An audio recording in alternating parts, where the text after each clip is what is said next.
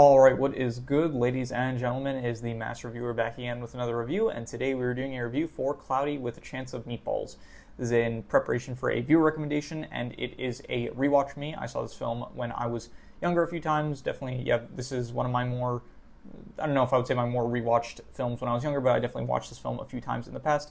And so let us just get into it, starting off with the plot. So the plot of the film is that basically there is this inventor, Flint Lockwood, who aspires to just do great things in the world. He wants to invent things that will help the world, basically. So he lives in this town called Swallow Falls that is basically, they're known for sardines, and the town basically, for some reason, they only eat sardines, I guess because their business is shut down, so they have like a surplus of sardines, and so that is basically the only thing that the town eats. And so the town, it's very depressing, very bleak and stuff, doesn't have a lot of flavor to it. And so Flint Lockwood, in order to help the people of the town, he ends up inventing this device. I'm not going to try, I'll try to say it, but the Flintstone or something like that, where it is a device that can, based on like absolutely no science that is anywhere close to realistic, he can take water, and then the way they try to describe it is that he's like rearranging the molecular structure of it to and the genetic code of it, but water doesn't have genes. So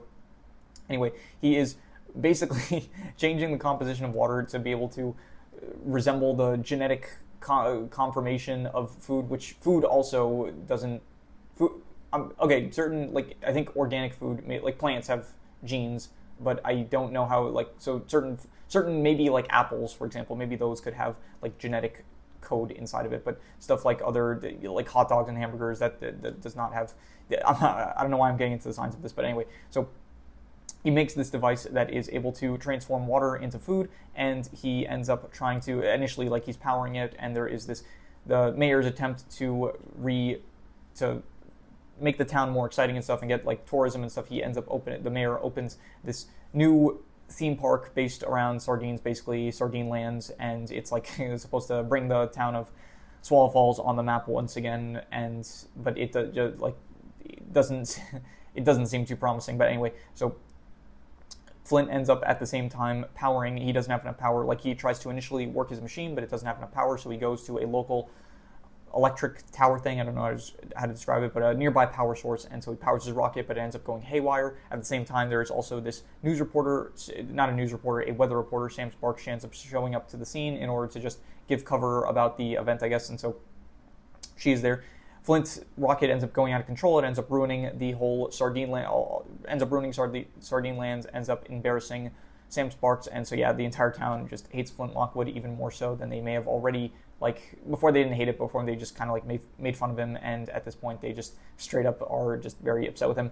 So Flint goes to the docks in order to just like be alone. Sam ends up showing up there, and so yeah, this is where Sam and Flint, they meet, and they like, I think they bonded. They don't bond a bit, but like Sam is like impressed with some of Flint's inventions, like his spray-on shoes that he's wearing and stuff. She realizes that he was the one that hit her with the rocket, and then so they get into a bit of a fight. But then all of a sudden it starts raining cheeseburgers, and so this is proof that Flint's invention works. And so a lot of the rest of the film is basically Flint becoming very famous in Swallow Falls and the world by proxy as well for the new phenomenon of the food rain that is occurring in Swallow Falls. So they rename the town to Chew and Swallow, and everyone is giving Flint requests for different foods that they want him to make. So that goes over the course of like the next, a lot of the rest of the film is now like there is just constant food rain going on. And yeah, eventually there is this dangerometer that is also like, that is meant to track the actual mutation status of the foods. And so because of the fact that the clouds are, the Flintstone is like up in the clouds. That's where it went after it, which is like the rocket went out of control. So it's in the clouds. It's taking in a lot of water, and so the more clouds it takes in, like the more radiation it uses in order to like change the genetic composition or whatever explanation they came up with. And so yeah, it is causing like more mutations to occur, which is causing the food to get bigger. So the food is slowly but surely getting bigger, and no one really views it as a problem. But then Tim, Flint's dad, is the only one that kind of is starting to see it as a bit of an issue. And so eventually there is a large town grand reopening that the mayor creates for the town of Chew and Swallow, basically, in order to get it on the map. He invites like everyone in the world to take cruises over to Chew and Swallow in order to enjoy the festivities of the town, like the town's grand reopening to the world, basically. And at this point, the the Flint Stimptifer has been used to such a great extent that the food that is being created is now just absolutely massive and not really like one person is no longer capable of eating it on their own. So yeah, eventually, so there is a spaghetti tornado that ends up being formed, and so the town ends up getting trashed. And so this leads into the third act. Flint kind of gives up. He doesn't have any hope that he thinks of himself as like as a piece of trash, basically, to be thrown away. Like he loses all faith. His dad kind of returns Flint's dad returns his science lab coat to him, kind of inspiring him to not give up. And so the final act occurs where Flint is planning to go up to the Flint Stimptifer in the sky with the help of Sam, Manny, who is, I didn't mention him, but he is Sam's cameraman. And then there is also Baby Brent, who at first he was like kind of the childhood bully of Flint Lockwood, and then he realizes that like his whole shtick of being the town mascot is kind of worn out, so now he's like looking for a new purpose, so he goes up with them to find a new purpose, which is ultimately to become Chicken Brent when he fights a sentient chicken. So anyway, so they go up into the sky to stop the Flint Stimptifer, and then, you know, there's some flying sequences that go down. They make it into the actual, it's like a giant meatball that's surrounding the Flint Stimptifer, basically. So they are getting through it, and some stuff happens. They have to like get here again. Brent gets eaten by a chicken. He ends up turning into Chicken Brent. He fights off a bunch of other chickens. Tim, Flint's dad, has to send an email to Flint. It ends up being the wrong email. It's meant to be like an email with the kill code, but he sends like a GIF of like that was played early in the film, basically. So then Sam and Flint, they have to go down to the Flint Stimptifer, but it's like surrounded by a bunch of peanut brittle, and Sam's allergic, and so she ends up accidentally touching the peanut brittle, and so she goes into anaphylactic shock. So she has to leave with Brent in order to get back to Manny, who is also a trained doctor, in order to give her I think it was epinephrine. It was the whatever the thing is that people take that have peanut allergies, in order to stop the reaction, basically. So now Flint is face to face, I guess, with the Flint Stimptifer, and, you know, he has to like kind of strategically get to it without getting shot, and so eventually he does manage to get to it. He puts in his phone, which is meant to have the kill code, but because his father ended up sending him the wrong file, he is kind of out of options now. But then he remembers a line that his dad told him early in the film, where he said, when it rains, you put on a coat, and so he is reminded of his spray-on shoes that he still has on him, and he ends up using it to shut the seal that the food comes out of from the Flint Stimptifer, and that kind of saves the day. There's a huge explosion, and so yeah, Sam, Brent, Manny, they all manage to, and Steve also, I didn't mention Steve, is Flint's sidekick monkey, basically, throughout the film. He has like a monkey human translator. So anyway, they make it back to safety. Flint is presumed dead, but then a bunch of the rat birds that Flint also created, a lot of like Flint's inventions, there was like a small montage at the beginning of the film of Flint's inventions that failed, but it is actually interesting because a lot of his inventions did actually end up being useful. Like the birds ended up saving him. The flying car, too, that he created ended up helping them get to the Flint Stimptifer. The spray-on shoes ended up being the key to defeating the Flint Stimptifer, basically. So it is a nice detail that like a lot of the inventions that he mentioned, not all of them, like there's the walking television that didn't really do anything, but it's a nice detail that like a lot of the inventions that were in the failure montage earlier on ended up getting used later on in order to help Flint save the day. So yeah, the mayor, by the way, like he kind of like cowardly left all the other residents of the town, like there was like a food avalanche that occurred at a certain point. And yeah, I didn't mention I'll mention the characters in a bit, but for overall the plot, I'm going to give a 4 to 5. I like the plot. I thought it was good, and yeah, 4 to 5. I'm going to say. In terms of the characters, Flint, I think, is a good protagonist. Definitely this character that he just really wants to prove himself as being a great inventor, and so he kind of like gets to a point where he gets a bit lost. Like he kind of dilutes himself into not thinking clearly and just thinking, okay, bigger's better, just for the sake, because it's like he got a taste of success, and so he doesn't want that to end. So he's not willing to really think through the possible dangers of continuing the use of the Flint Stimptifer. So I think that he is good. Sam is also good, I would say. She is the deuteragonist of the film, the weather reporter that she ends up kind of, she becomes friends with Flint. She's also like the love interest for Flint, and she is kind of like also being a voice of reason. That is eventually that like she ends up finding out that there's like a lot of weather phenomenons that the Flint Stimptifer is causing, and it's like getting out of control, and so she's also like she's good deuteragonist, I would say. Tim, the father of Flint, he is good, just kind of he's like a father. He's not good at like communicating with his son, but I think at the end of the film Sam puts on the monkey translator on Tim himself, and so he's able to like talk from the heart. So I thought that was a very good scene, and so Tim I did like The mayor is pretty basic, just like a very, kind of, I don't even know, his motive is just that he's like so obsessed with food. He starts out as like this really small mayor. He says at the beginning he wants to be like a big mayor, and so over the course of the film he eats so much that he does get like really big and stuff, and his entire motive just becomes he's so obsessed with food that he's willing to overlook the dangers of continuing the use of the Flimstifter, and also like when it's time to leave the island, he ends up like he says like see you suckers, and then he goes off on his own. So yeah, not a good mayor, and yeah, I guess the one that kind of like manipulates Flint into using the Flimstifter, even though it is not really safe to do so. The dogs are barking, so give me a second here while I close the windows. I'm just straight up developing this new policy of if I hear the dogs start barking, I'm just instantly closing the window for the rest of the recording, because yeah, just these afternoon, it's so annoying. It's like if I record in the evening, I'm too tired and so I'm less focused.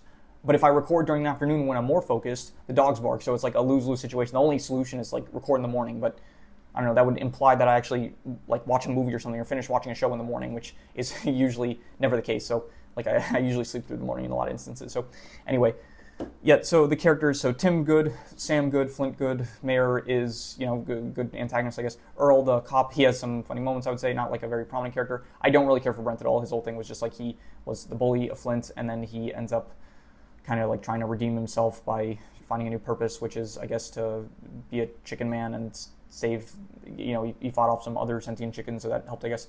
Manny, he was fine. He's like pretty forgettable. He doesn't really have a lot of lines, and so Steve is good. I like Steve as well. And yeah, there are not really too many characters, and so I'd give the characters like I would say I'll go like a 6.5. It's like good characters.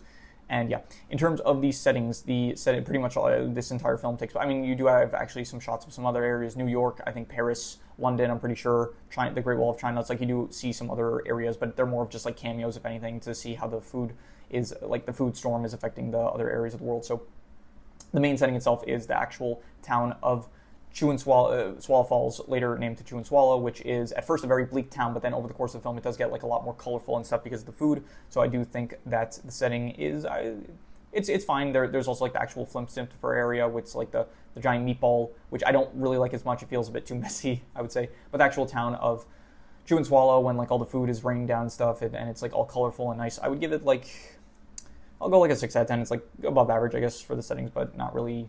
Yeah, not some of my favorite, I would say. Just it's fine, above average. In terms of the visuals, I do like the art style. It does look like a nice art style. The actual visuals, it feels very, I don't know, slender, I want to say. The visuals, it's like all the characters, they're like very, very slim, and they move kind of like very fluid, I don't know about fluidly, but very rubber-like, I would say. So the visuals are cool. Like anytime the food is like raining and stuff, I think that it looks pretty good, I would say.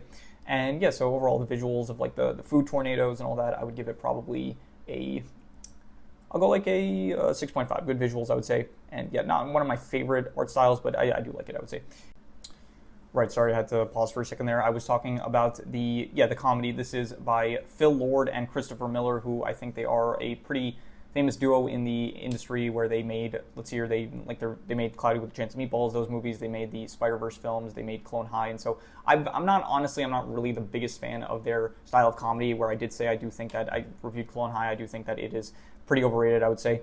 And in this case, I think it's like a good, I think the comedy, it's good. It's just not really my cup of tea, I would say. I think that, if anything, probably Spider-Verse. Like Spider-Verse, it doesn't really feel too much like a comedy film for me, but I would say that Spider-Verse, if anything, had maybe the best comedy that I remember out of all of their films. So in terms of the comedy, I'll give it like I'll go like a 6 out of 10, I'll say, for the comedy. It is above average, but it is definitely not really my kind of style, I would say, with that maybe other people, I do know that other people like really love their style of comedy, but it just doesn't work as well for me as it does for others. So yeah, in terms of the worst thing I would probably say is, I'm not sure, nothing really comes to mind, so I am just going to probably just reuse the worst score, which was the settings and the comedy, which I gave both of those a 6 out of 10, so I will go another 6 out of 10 for the comedies and the settings. And yeah, above average settings, above average comedy, but still the weakest thing from the film, I guess, so at least I can think of it off the spot. In terms of the best thing I'm going to say is probably, actually, I'm going to change the worst thing. I'm going to say the worst thing is actually I think the third act, honestly, just the whole, like, the there's like good moments in the third act, but the third act as a whole, like them sneaking in to get to the Flintstones to fur, it's not as interesting, I feel like, as the rest of the film. So I think I will probably, even that, I would maybe give like the third act of them sneaking into the Flintstones to fur. There's like good moments in it, so I would give it still, I guess, like a 6 out of 10 maybe. So fine, we'll go 6 out of 10 for like the third act, the comedy, the settings, all those, 6 out of 10 above average, I'm going to say. In terms of the best thing, I would say that the best thing is, I'm not sure, nothing really comes to mind once again, so I think I'm just going to reuse the best score, which was the plot, so another 4 to 5 for the plots. And yeah, this was a plot that I liked, so 4 to 5 once again for the plot. I did not write any extra notes, so I'm going to do the calculations, so King Crimson. Alright, so it ends up coming out to about a 6.5, but I think I'd give it higher than that. I think I'd probably give it like I'm thinking like between a 7 to a 7.5 out of 10. I would say it is between pretty good and very good. I'm going to be a bit harsh with it. I'm just going to call it a 7 out of 10. I would say it was a pretty good film. I enjoyed it. And yeah, on rewatch, I think it was about like as good as I remember it being, not necessarily any better or worse. But yeah, so I would just go overall, I would say a 7 out of 10, pretty good film. And yeah, that is pretty much all there is to it. So if you have any recommendations, any shows, movies, video game stories, anime, manga, web series, anything that you want me to review, leave it in the comments and I will maybe possibly check it out. But that said, that is pretty much all there is to it. So let's leave it at that.